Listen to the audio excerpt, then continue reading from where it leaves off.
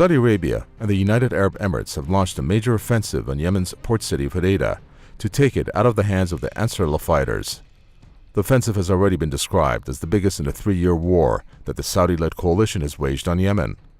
The UN has warned that the battle for Hodeidah will put the lives of above 200,000 people at risk.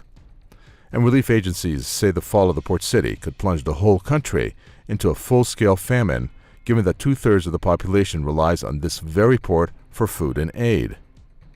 The fundamental question here, and the Hodeidah attack puts that question back on the table very forcefully, is there a military solution, a military outcome to this crisis? We remain persuaded that there is not. And therefore, we will see how this new military development continues, but I'm very worried that that will not put an end to the conflict, and therefore there will continue to be pressure on civilians. And that pressure has been terrible. The culpability lies with lots of people. You know, for example, the Western governments that are and other governments that are supporting one side or another in this war. They all bear some sort of like culpability, but the actual assault is being done by Saudi Arabia and UAE. I suspect that UAE will take charge of the ground assault, the same as they did in Aden.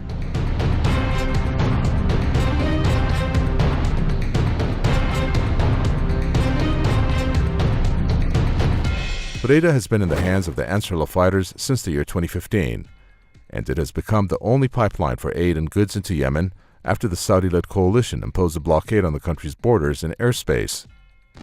The Saudi-led coalition hopes that retaking the port city could potentially open a pathway to finally retaking the capital of Sana'a from the Ansarullah fighters, but that is feared to result in heavy civilian casualties.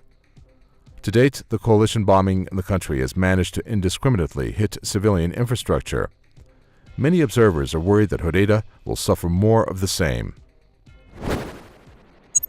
Now, although they're talking about removing the capacity from Hudaida, in fact, under the aid package that Saudi put forward a few months ago as part of its PR exercise, it did make it plain that they were thinking of changing the point of origin to other ports away from Hodeidah.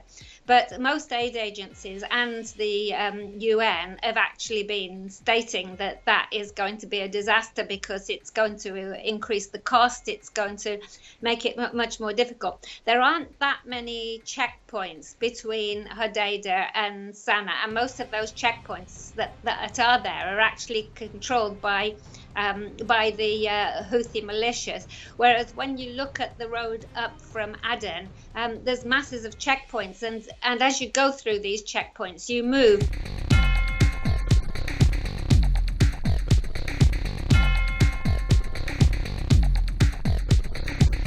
Meanwhile, the parties that could have intervened to stop what many fear would be an imminent mass slaughter in Hodeidah are failing to step forward.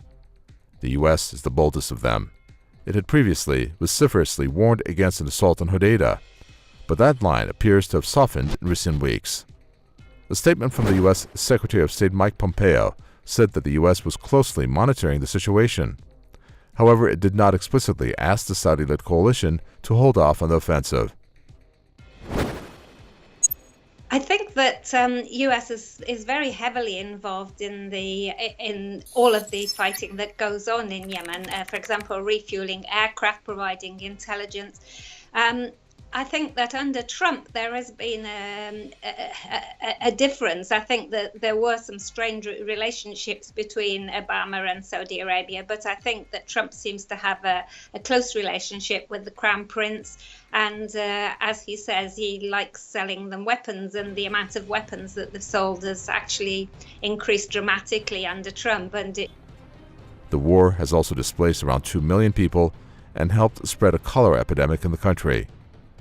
This appears to have been not enough to persuade the parties that can influence the Saudis to move to stop the war, and they will thus continue to share the responsibility for further killings of civilians and other sufferings in the country.